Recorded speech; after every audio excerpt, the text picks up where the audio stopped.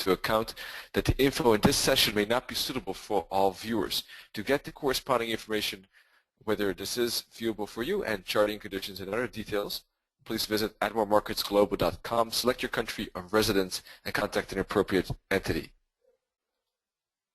Also, trading for exchange and global financial markets and products are considered high risk, and they may not be suitable for all investors and traders.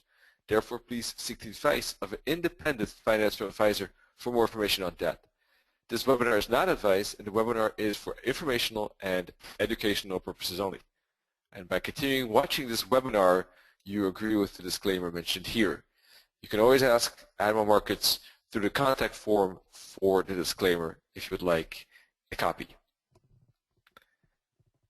So thanks for your attention. So today we're going to take a look the goals of this webinar. What is a swing? What is a zigzag? Why are they important logically? And how to identify them. That's what I will be doing with you. And then I will continue in the second part with some other stuff, for instance, setups, etc. So good evening. Welcome, everyone. Good to see you, Anais. I hope I said correctly your name. I hope that some of you joined our earlier webinars this week, Trading Labs, and then it's webinars as well in the evening. So, what is a swing? Maybe you've heard of it before. Maybe you use a different name. The swing, basically, the meaning of it is a group of multiple candles, or the other way around, multiple candles actually that form a group. So basically, whereas with a candlestick pattern, you could be looking at 1, 2, probably max 3 candles, in most cases 3, 4. The swing could comprise anything from 5 up to, well, a lot of candles, 50.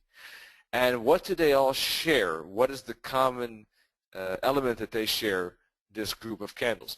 They go into one direction. They're all more or less in the same direction. Not every single candle necessarily, but the majority of them. The majority of those candles are pushing in the same direction. The majority of those candles are either bearish if for a downside or bullish for an upside. And if there's a majority, let's say that's bullish, the highs of those candles are close most of the time near the high, and the close are most of the time near the high. Most of these candles to the upside are bigger and to the downside are smaller in size because the momentum is to that direction often enough. That is a swing going in one direction. You also have swings that are not that full of direction and they're more chopping around and going sideways. But a swing is basically where price action is one leg, one movement. And that's also another way of calling a swing. You can call it a swing high or swing low. You can call it a leg. You can call it a move. I don't know if there are other names that people use. Please let us know. And these swings are either, as I said, bearish or bullish most of the time, or corrective in nature. A swing high basically is very simply put the highest point of that swing, and the swing low is the lowest point of that swing.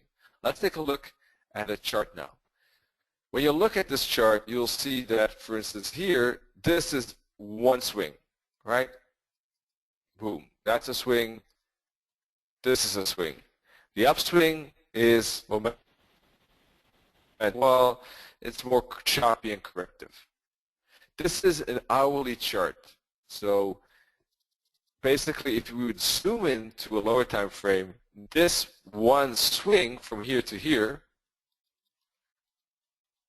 basically from top to bottom, could be comprised of smaller swings again. This could be a swing. This could be a swing. This could be a swing. This could be a swing. This could be a swing. This could be a swing. So on a 15-minute chart, this could have, as we can see, for instance, 3, 6, 7 swings in what is an hourly one swing. All right, now the exact details of how to find it, we'll dive into this, but is this concept clear for everyone? Does this make sense? I mean, from just not going into the very nitty-gritty details here, just from looking at the chart, does that make sense that this is impulsive and this is corrective? because if that doesn't, if this is not clear, this is what we're going to be basing the webinar on. So we should check if this is, from a visual point of view, clear. I'm going to in details how more precisely I calculate or estimate swings. But from a rough visual guide, does this make sense? Is this upswing clear to you and the downswing too? Yes, no, anything unclear? Right, this is a group of candles, right, that is moving in one direction. Let's say, for instance, here there would be upswing and a pretty sturdy pullback and then follow through. Then these are 3 swings. In this case, this continues to push up, up and up and up and up. So it's one swing. All right, I got 2 yeses out of 25 people. That is making me a bit nervous. So I hope that it is clear. Good. The difference between swing and a trend, good question. The trend basically is where you have multiple swings that are going in both directions.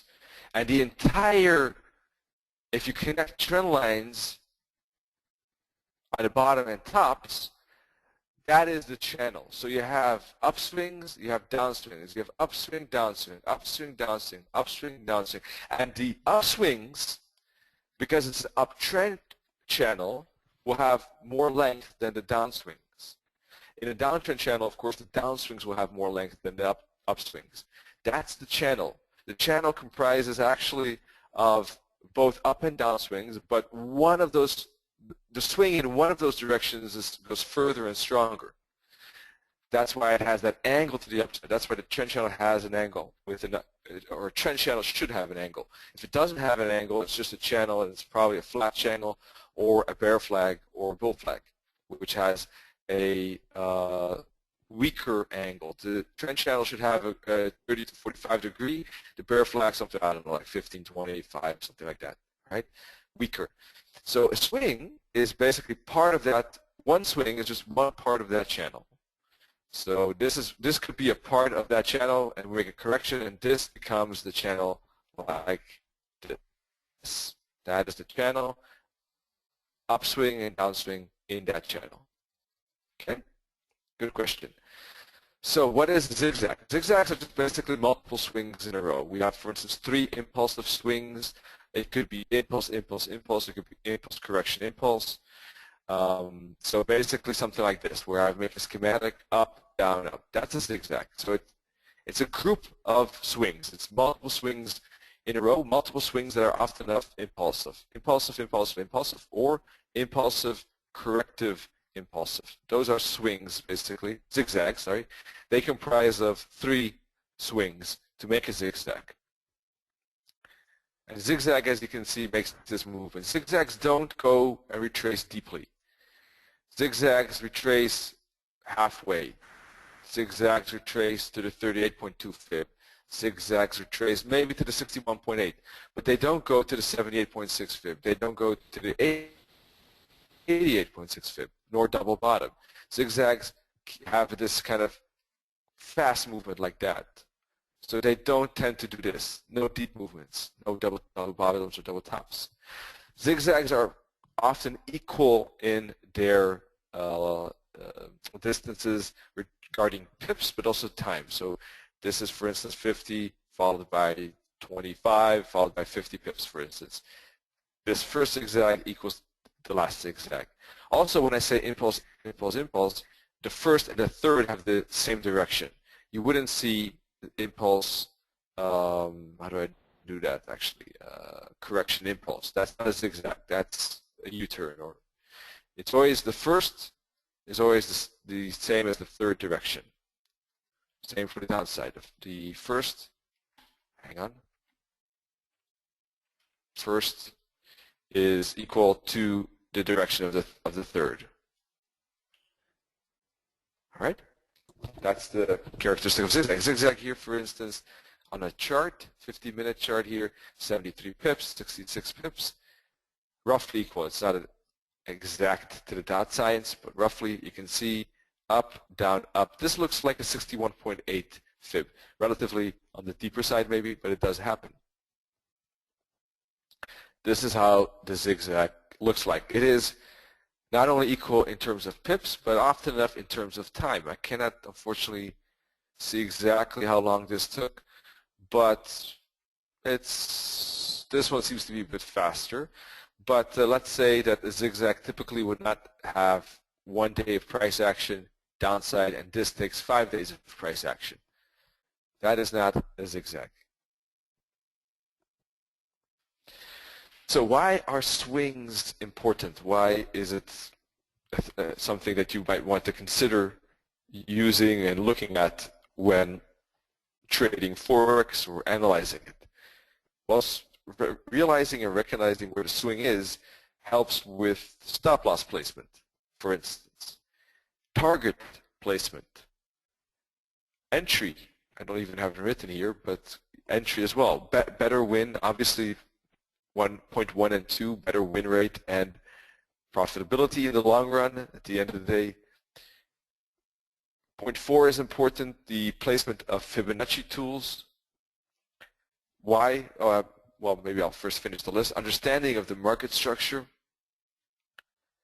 Info on the swing sequence, which ultimately, if you like Elliott wave, you might be better in analyzing and understanding what the wave structure could be if you know the swing sequence, because all what wave analysis is, as I've said before, is piecing together swings and idea when swings could end or start, basically. So swings definitely have their advantage. Stop loss, basically you could, for instance, recognize where a swing ends and starts, use the bottom, for instance, as a stop loss placement here. You could aim for TP if you know that the swing is going on, or a zigzag, so you know better where the target could be. Obviously, if you use a better stop loss, you have a higher percentage chance of surviving and winning a trade. A better target, maybe maximizing or optimizing reward to risk. Improved placement of Fibonacci tool is the fact that a trader would be fibbing from here to here, from top to bottom, and not, hopefully not, from, and I'll use orange, from this bottom to this top. Because if there's anything that happens often with fibs, it is the fact that we fib maybe a leg or swing that is too long or too tight. What do I mean with that? Is the fact that if price keeps going and you start to fib something very, very big, price might not get to the fib you have in mind and continues higher without reaching a 23.6 or 38.2 Fibonacci level. So putting a fib on that swing high, swing low doesn't really increase any effectiveness or doesn't help. But the opposite is true too. If a trader were to place a fib on a fib on a very small last part here, then there's a chance that the retracement might go through the boundary of a swing.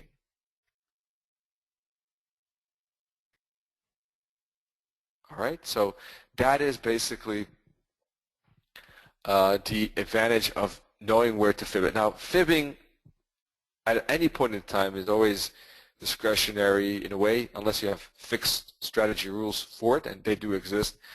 If you use it as a discretionary one, there's always going to be a point in time where the fib is not optimally placed in retrospect, and that's something we cannot avoid. It's impossible.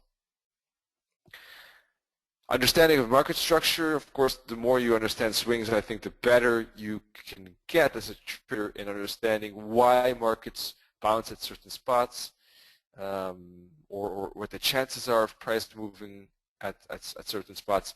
The why is not so important, I think, but having an idea what price can do at certain spots, what the path of least resistance is something is a concept that I have referred to in the past. Maybe if you're new in here, you've never heard of that concept. Those that have joined me more often know that. And what it says basically is the likelihood of price bouncing off and against support and resistance before making some type of maybe breakout. What is that path of least resistance? So if you know that, then understanding the market structure basically means understanding swings and trends versus the other way around, sorry, blue, for up versus support and resistance. Because that's the two concepts basically that are always fighting against each other. Price is always making impulses and corrections, and most of the time they're doing that at support and resistance. So it's always the battle, how strong of an impulse is needed to break through resistance. Can the downside impulse here break through the support? And it's always this equation that's going on, basically. So let's see, Darshan is asking about the swing slide. Is it this one? Do you mean this one, Darshan? The first one here?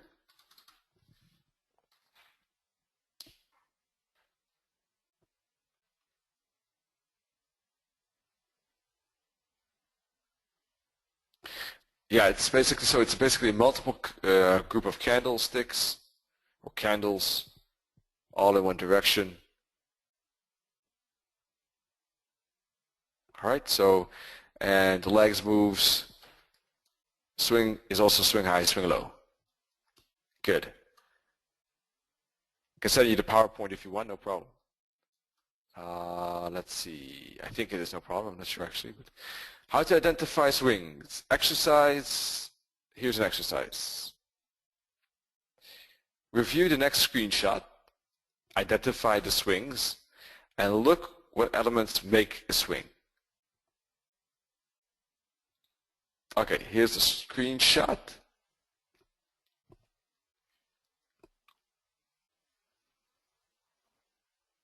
I know it's difficult for you to actually tell me where the swings are, I realize now, because you don't have any drawing tool.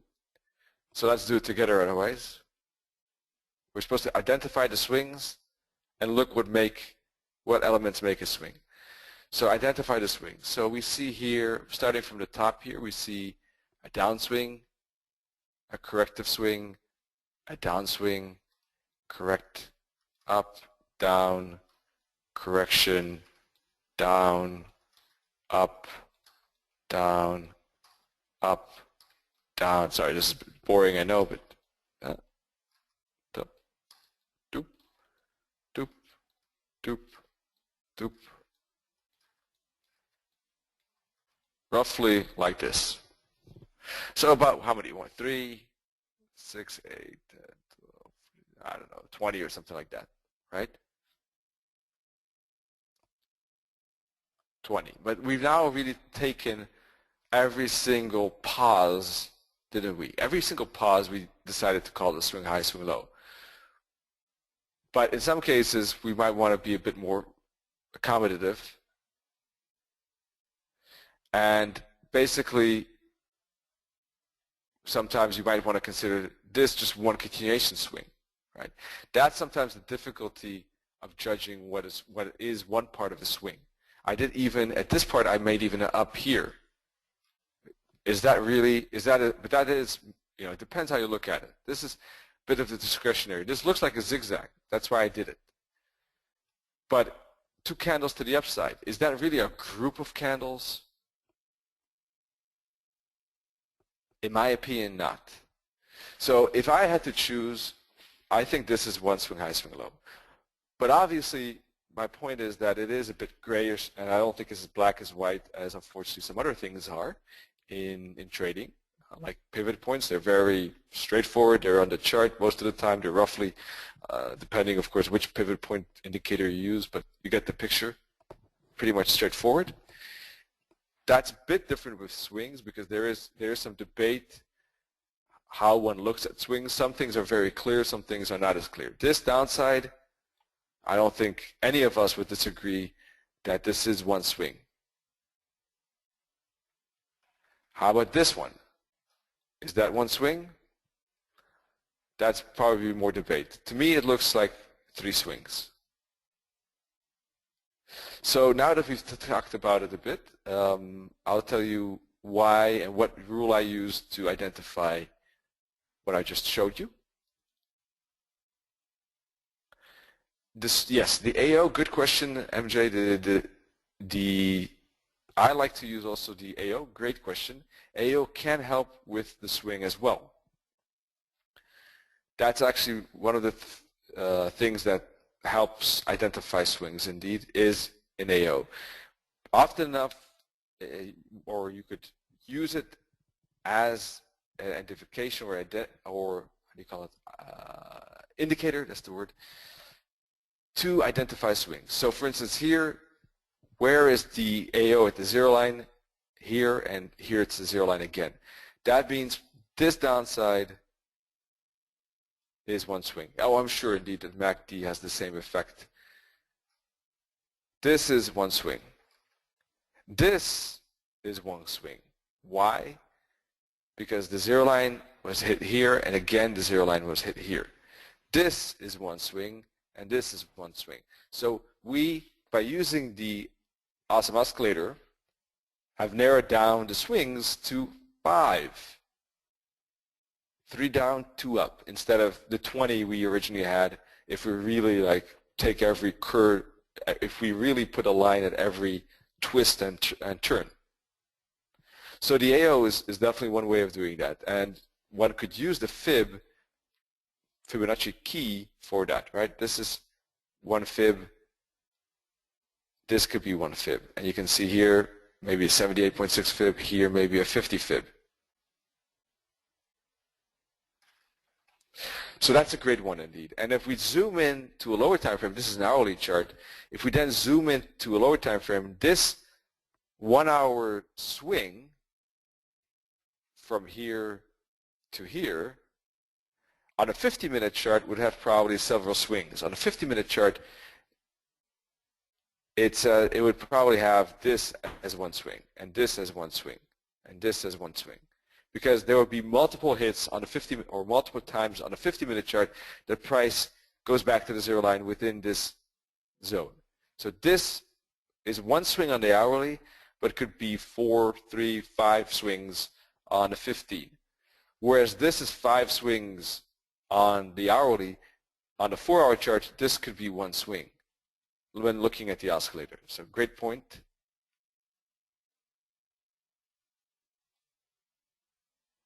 Other method, so I hope that makes sense. For those that join my webinar more often, you probably are familiar with the oscillator. But maybe those that haven't joined it often, I hope that this makes sense regarding the oscillator. If not, please let me know. How to identify the swings. So candles are basically making consistently lower lows and lower highs in a fluid movement, or higher highs and higher lows. That is called an impulsive swing. And all these candles between the fractal indicators could be considered a swing. So one of the things we could use besides the oscillator, the AO oscillator, is fractals. But as I already showed you, is that in that case we would have a lot of swing highs, swing lows. So I'm not a big fan of using fractals because it just creates too many swings. I don't consider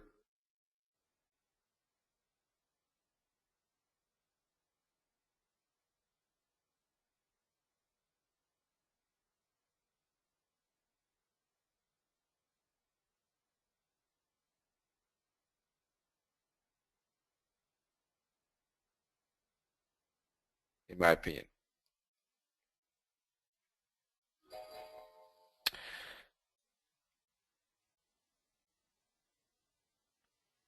I just saw that the audio collection was lost, so I hope that you hear me again.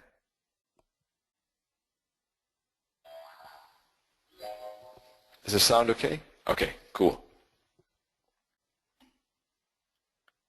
Great. So, thanks for those confirmations. Yes, basically, yeah, fractals are useful though for identifying indeed certain tops and bottoms. But if we would take all of these, it would get quite crowded, in my opinion. But it's possible. It's possible. Just you would have a lot of fractals. The other thing that is possible is the 5 to 6 candle rule that I use. Instead of 2 candles, what fractals use 5 to 6. So that is another way of doing it. Now what do I mean with 5 to 6 candles? Instead of using 2 candles, like the fractal does, I look for 5 to 6 candles that cannot break a top or bottom, or high or low. When price does not break the candle high or low in 5 to 6 candles, then in my opinion there is a good chance that the swing is completed. If in that case I would like to see price go back to a fib to consider that that swing has been retraced. If price doesn't go back to any fib, then the retracement is potentially still going on of that swing. Candlestick patterns occur at the end or the start of those swings. So if we now look at it again, let's take a look. Candlestick patterns normally happen at the beginning and end of the swing. So here we have an outside bar. Here we have maybe a shooting star, engulfing twins, pin bar, shooting stars. Those are typical things to see at end of swings, right?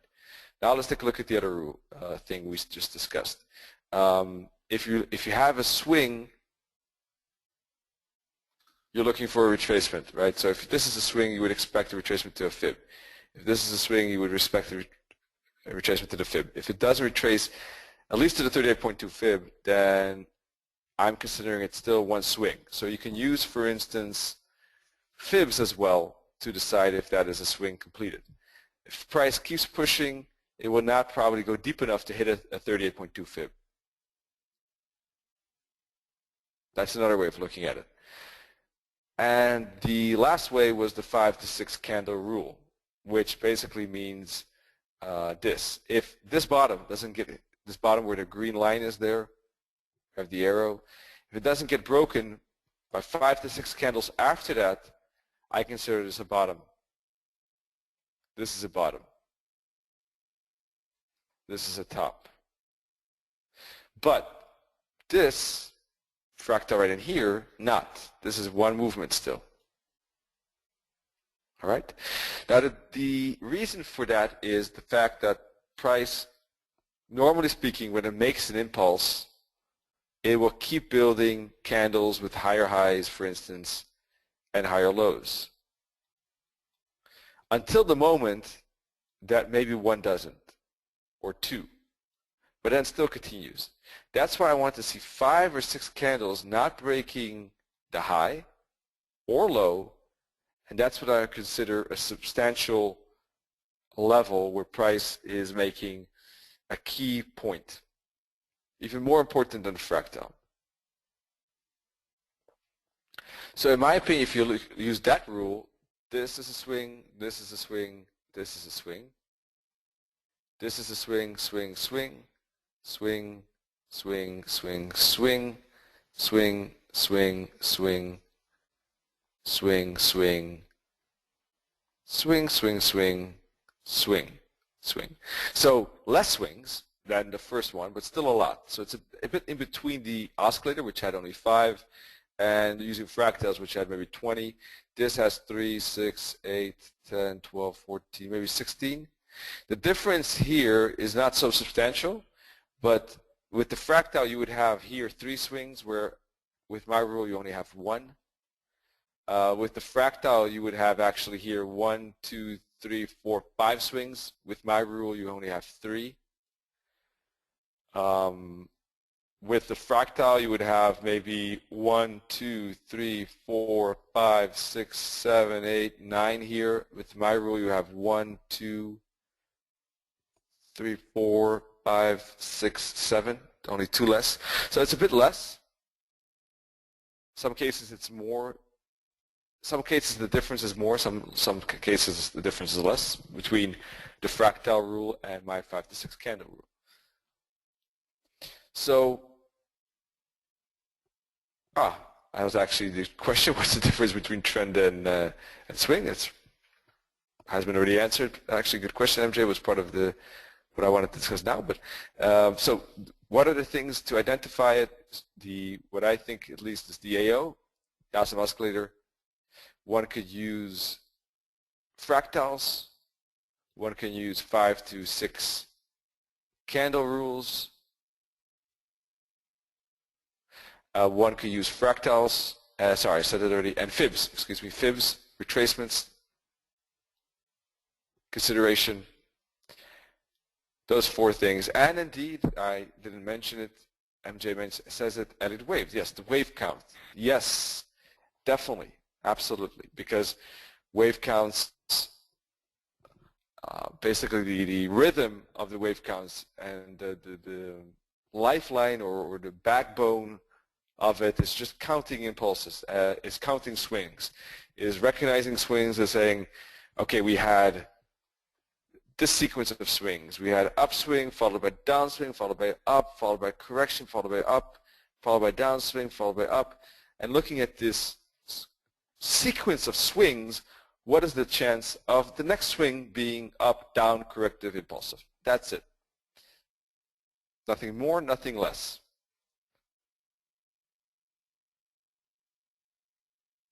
So that is very true. So those 5 things, once again, 5 to 6 candle rule, fractals, oscillator, fibs, and waves. Now the difference between trend and swing is already explained, but one more time. Basically, trends use multiple swings to build a channel,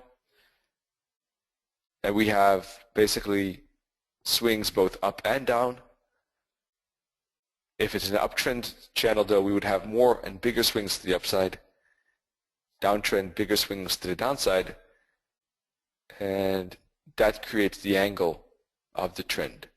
The swing is basically only one part of the trend. A swing is always impulsive or corrective, whereas the trend would have both impulses and corrections. To give one more example, here, for instance, this is an upswing. This is a downside correction. These are upswings with downside corrections. Together, they could form to be some kind of channel maybe. It's not the nicest of channels, but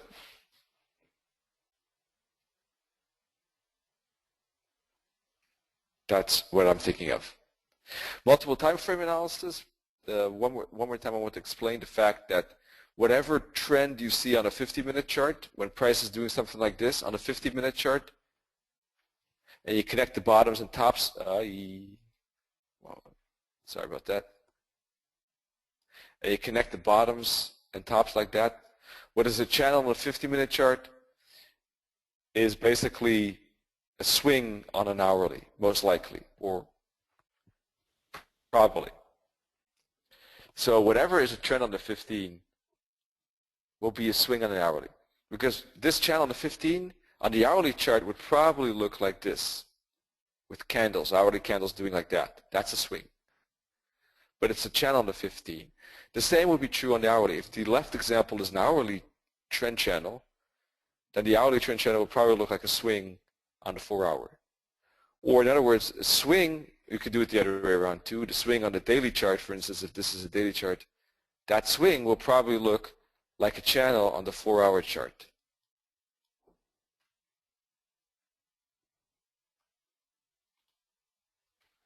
This is 15-minute chart up channel, and on the hourly chart it will probably look like a candle, candle, candle, candle. Then maybe some kind of like couple of inside candles, and then an upside candle, maybe a doji, upside candle, upside candle. That's how it would look like on the hourly.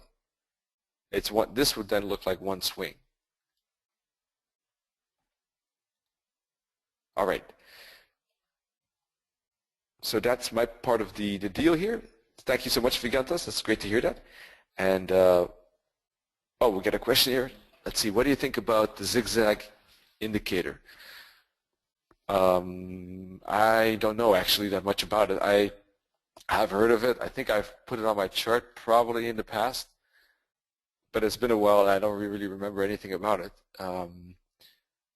So I don't know. I guess it could be useful. I'm not sure how good it is in detecting it, but I guess it's not a bad way, I guess, to learn and spot them, especially if you're starting out and learning swings, or you feel maybe not yet that comfortable with identifying themselves. I guess it couldn't hurt to have it as extra training wheels, let's say, or support. For me, I don't see at this moment it doesn't make sense anymore, because I just see them as a natural flow, so I don't see the value of it. But I think it's a good way of learning it, probably.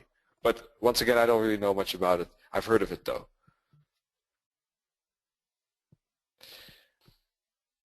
Maybe it is useful. I don't know. I could take a look again. I don't remember, unfortunately.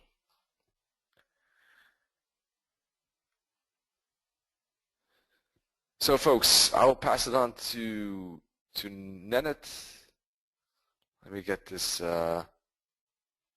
change presenter here going. Thanks so much. Have a great weekend too, and see y'all soon. Thank you, Chris. I will continue now. So let's see what I prepared. So guys, I will continue where Chris stopped and give you a couple more different things which also need to be mentioned when you want to identify zigzag trend setups, clear trends, and trust pullbacks. So there is all those things which you see on the slide at the moment basically are for zigzags. So zigzags are very, very important, because you need to know that each zigzag represents a potential trend pattern, and it's always best to trend within the trend. So if you have trust pullback, trust pullback, trust pullback, then you will see that is a perfect zigzag. So thank you, Anis. Thank you. I will also show you swing highs and lows and identifying buyers and sellers. For me, identifying buyers and sellers is, I just cannot trade without it. So every time I open a trade, except for a scalp trade, it's I need to see whether there are buyers or sellers at the confluence point. So those are things which you can go with identifying with zigzag swing and swing highs and lows. So the thing is, this is a perfect zigzag. So this is a zigzag. I don't use any indicator for marking swings. If you remember, our last premium webinar gave you the indicator which obviously marks the swings for you. About that zigzag indicator which you asked for, you asked Chris about zigzag indicator. To be honest, that indicator is lagging a bit. So basically, you don't need an indicator.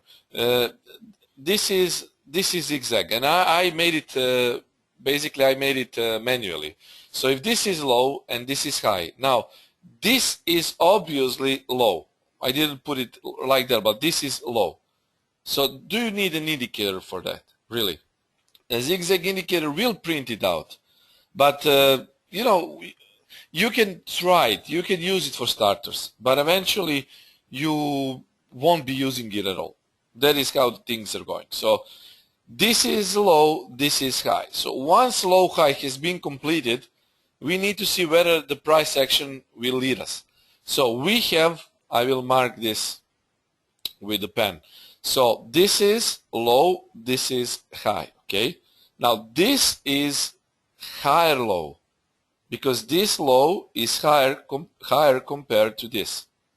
Then we have a mini swing. This I call mini swing. You can, how can I say, if you're working on 1 hour charts, obviously you want to miss it, because for these kind of things you need you need additional confirmation. But this is, I can say, a mini swing. Now this is clearly a swing high to this point. So again, this is higher high. Now you have a new low, so this is a higher low. Then again, a mini swing. If you remember, when we talk about swings, I always mention you, there are always mini swings between major swings. And again, this is higher high. And this is again higher low. But look at this. We have also a form of trend line which is following those swings. But the thing is, if you see 1, 2, 3, 4 swings, next time there is a possibility that this will be basically a break and that reversal might happen. So this is important when you identify zigzag. You need to know when reversal also is going to happen. So you don't use zigzags only for trend placements. You also use it for identifying reversals. Now pay attention to this slide. This is how I call it very, very strong zigzag. And this happens only when we have strong intraday trends. Now, don't mind 1 hour time frame, because you know that I'm trading intraday. This can also be seen even on higher time frames, 4 hour. Not so on daily, but especially in 1 hour and lower time frames, and sometimes on 4 hour time frames. But you can see this is when uptrend was initiated. So this is low, this is high.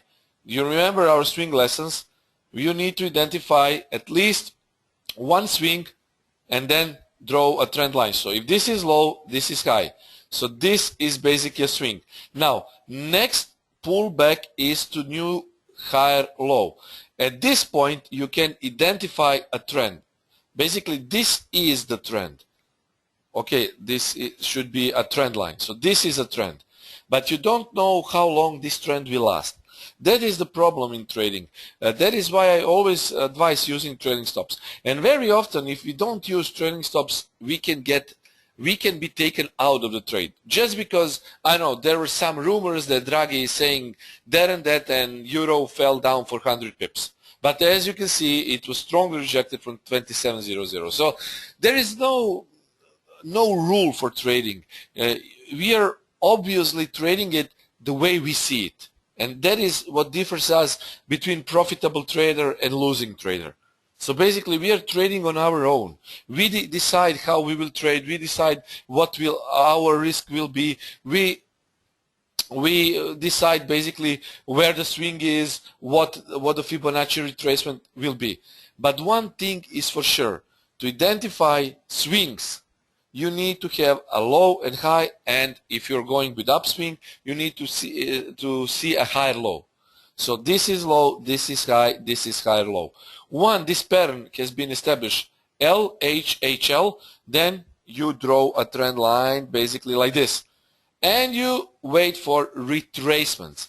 Now, in this example, obviously, we had a big drop. Now, this is a strong zigzag, and this is improper zigzag because we don't have a nice pullback. Perfect zigzag would look something similar to this, where we have a trend line and pull back to that trend line. This is not perfect. This is strong zigzag, and this can be seen only when usually strong fundamentals are being placed all over the market. So basically, we see a high. Then where is the low now? Where is the low now? Look at this. Drop, drop, drop. This is mini low. Look. Then we can say this is a low. But look where retracement was. It didn't happen to this trend line. It didn't happen to this trend line because good retracement would finish at least close to this trend line. And look at this again. We have another trend line. Again, strong. We have 1, 2, 3 strong swings, and then finally we see some retracement. This is what I personally don't like to see, because very often if I go with counter trend trades, it can stop me out. So I prefer this. But if you see this kind of patterns, be prepared to see a low pullback. This is not a big pullback. Although we can see head and shoulders here in this example, but this is, again, this is not, look at this. This is left, this is head, and this is right shoulder. And yes, it's good because the short just happened at the top of the right shoulder. But the thing is, if you go with zigzags, this is not a zigzag. This is strong zigzag, which is not marking a nice trend zigzag pattern. Vigaras is saying today, Draghi said Lithuania is welcome to Eurozone in Vilnius. Well, yeah, it's okay. I hope that Lithuania will join Eurozone, so we will see. Then this is what I also can suggest, zigzag by 34 EMA. If you want to spot a nice, very clear zigzag, you can use 34 EMA, 34 exponential moving average, place it on your charts and you can use it. Because also 34 EMA has been identified to capture those zigzag pretty fine. So you can see how it follows the trend. Now we see a thrust, then we see a pullback, then we see thrust, then we see pullback, then we see thrust, pullback, thrust, pullback, thrust, pullback. Now mark this sell-off. This sell-off basically is still a higher low compared to this low. So if this is low, this is high. This is mini low, this is high. This is higher low, this is higher high. This is higher low, this is mini higher high, this is higher high, this is higher low. It's so easy, guys. Then we see a higher low, higher high. Then we see again higher low compared to this low, because this low is important now. This was stop grabbing here. You can identify stop grabbing here. But also you can identify buyers here. Look at this. These are buyers. Buyers from this region. And then you can see another higher high and another higher low. So basically, if you use 34 EMA, you can also see in nice trends, when there is nice trend, you can see how perfectly price follows 34 EMA. Now, why are those swing highs and lows are important? So the primary thing about zigzags, zigzags are primarily used to identify trends and reversals. Trends and reversals. Strong zigzags are identifying very strong trends, mostly on intraday charts, while zigzags identify trends, nice trends with thrust pullback patterns on intraday time frames. The thing is, I will show you that later, how you can see and breakout and reversals. So swing highs and lows are in perfect confluence with zigzags. 4. Identified buyers and sellers, trend definition, placing stops, support resistance levels, trend line placements, Fibonacci retracements, confluence zones, and breakout reversals. At this slide, you can see, again, I marked high, low, higher, high, higher, low, higher, high, higher, low, higher, high, higher, low, higher, high, higher, low, and so on. So this is zigzag by 34 EMA, and you can see how swings high and low show you the swings. So swings high and low are showing you zigzags. You don't need indicator for this. Why would you need indicator? Look wicks. Just look at those wicks. When you see a swing, you will usually see, in 90% of the time, you will see a wick. Wick. Look. You just need practice. So for new traders, you can use that indicator, which I share with you on premium webinar. For all traders which have experience, you can really use your eyes to identify those swings. Now look at this. Again, 34 EMA and swings. But look, we identify swings manually. This is low. We obviously traded this day. So this is high. You can take this mini swing also into account from this point to this point. But guys, when you see a big thrust to the upside, I always go for a slightly bigger pullback. Okay? I hope that price will give me some confluence point in for that pullback. So in this example, I can see this was breakout retest. Okay? We have low, we have higher high. Okay? Low and high. We have breakout retest at this point. Okay? These things mark a confluence. So swing has been identified. Now what else you need to identify? You need to see whether there are buyers or sellers here. Because we want to buy as the price is in uptrend. We want to identify buyers. Where are buyers? Historical, near-term buyers. These are here in this point. We can see that these are near-term buyers. Now, if we flip the chart to the left, we usually will see a lot of buyers at the same point. This is how I trade, and this is why my Camarilla MACD cannot be automated.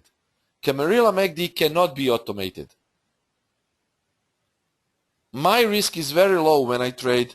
Really, drawdown is very low, and the thing is, I always try to go for safe trades. And I always try to risk my profits, not my equity. So this is how you need to think. When you trade risk, when you trade system, and when you trade money management. Always try to identify historical, near-term, now moment buyers and sellers. So these are historical buyers because we see a breakout, retest, continuation. The price is pulling back. Where? Look, first chance. Then we see another high. Look at this, another chance. Because we see that at this point there were historical buyers. We see now moment buyers here. We see 34 EMA and we see 23.6 here. Okay? And look what happened. Again buying. And price continued. You can mark the swings with Fibonacci. That is when you use Fibonacci for swing points. Always from the left to the right. Always in uptrend you go from the bottom to the top. You can also use trend lines. Look at this now. This is a trend line. Swing, this is low, this is high. So this is the first swing. Look where the price pulled back. You can also put your Fibonacci here. It doesn't matter if you're looking for a bigger pullback. But look at this. Where the price stood, where it jumped. Now this is a nice confluence. We have trend line. We have 34 EMA. We also have Fibonacci here. And we also have now moment buyers because historical and near-term buyers were here. I just cannot trade without it. That is what I use every day when I trade. Now moment buyers, sellers, historical buyers, sellers, near-term buyers, sellers. Sorry, in confluence with all other things. Reversal. I also talked about zigzag. This is zigzag. You can also place trend lines here. But look at this. I place trend line at most obvious points waiting for reversals. This is swing. This is swing. This is swing. This is swing. This is swing. This, and this. Now what you will usually see something similar if you place your zigzag indicator on the chart. So what can you say? This is very easy to identify. We had a series of higher lows and higher highs, thrusts and pullbacks, which were identifying our zigzag bullish trend. And at this point, look, the price has broken and reversed. So most obvious swing points need to be marked, trend line placed, and then wait for a breakout. At this point, double top has been broken. Now again a confluence. Double bottom, sorry. Double bottom. These were historical buyers here. Look, near term and historical buyers. You can easily identify buyers here by those wicks. And then when this trend line has been broken, also this double bottom has been broken, and the price start swing, but in a completely different direction. You also can use 34 EMA. Look how 34 EMA is bending to the price movement. It's not just that the price has broken through these regions. is 34 EMA been brokening through the trend line and through the double bottom. Previous buyers, now moment sellers. And start of new intraday trend has been made. And I can say this is intra-week trend because we see 4-hour time frame. Now swing highs and lows, again, how you can see those historical near-term and now moment buyers and sellers? Very easily by watching price action wicks. These are obviously sellers from this region. Look, sellers, because the price has been sold here. History will repeat itself. It has been sold here. Now we see buyers. And we have a swing. This swing is perfect until this point, because this was obviously stop grabbing. But where do you see historical buyers now? I can easily identify by looking at the chart historical buyers at this region. Look at this. We have a doji, we have breakout, pullback. From these regions, price has been jumping over and over again. Look, in near-term history, buyers, buyers, buyers, buyers here, and bang. Do you want to wait for candle close? No, you can try to place a trade just by looking at historical buyers and sellers somewhere around these regions here. Waiting for the price to pull back, not waiting for the candle close. Because if you wait for the candle close, you would obviously get a worse price, because price is better to be bought here than from this point.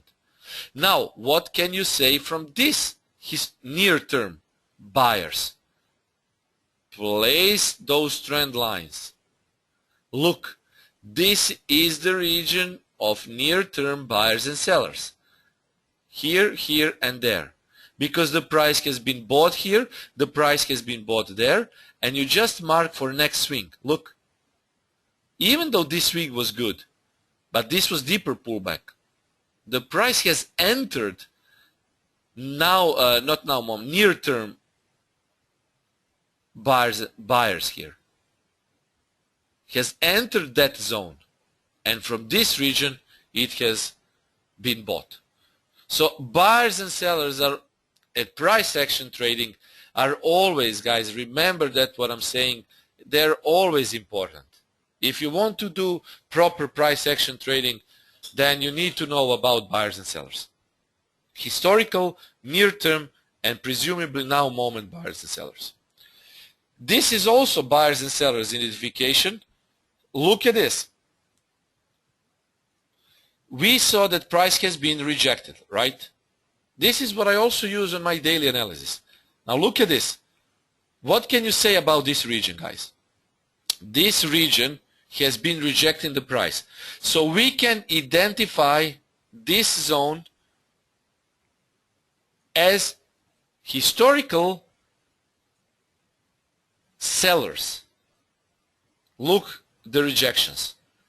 Now we have 1, 2, 3, 4, 5 4-hour candle rejections here.